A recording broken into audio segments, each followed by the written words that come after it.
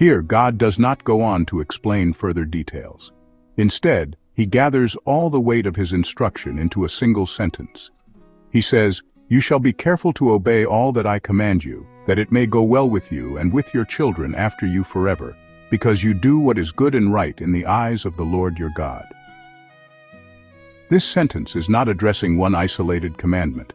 It places the whole direction of life before God. God does not begin by saying, "You will be blessed," but by saying, "You must obey all that I command you." The order is unmistakably clear. Blessing is not the goal. Blessing is the result. Obedience is not a bargaining chip, but the only proper position for a human being before God.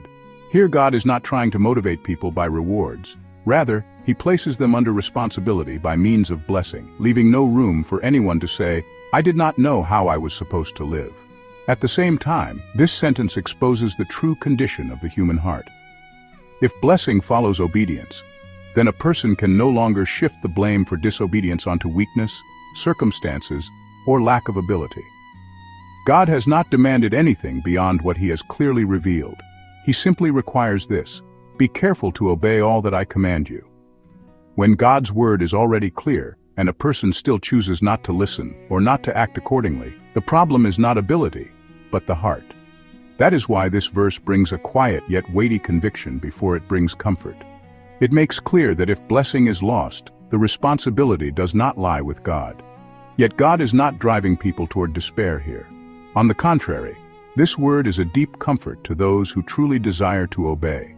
God does not say if you are flawless, nor does he say if you never fail.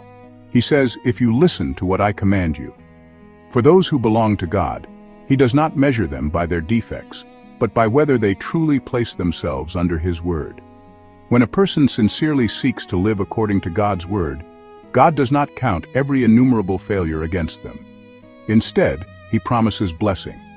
And this blessing does not stop with the individual, but extends to their children, showing that it is God's own active and faithful work. Therefore, this verse is not telling people, if you perform well enough, God will repay you.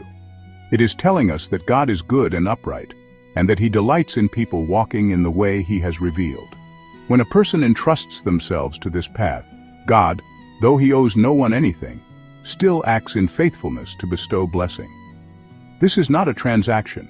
It is the kindness God shows toward those who walk in obedience. In the end, this verse brings us to a place that is utterly simple yet impossible to evade. The question is not, can I do this? But, am I willing to listen to what God has said? God has already made clear what is good and right in his eyes. Standing here, a person can no longer remain vague or keep delaying. One must choose whether to stand under God's word or to continue standing within one's own reasons.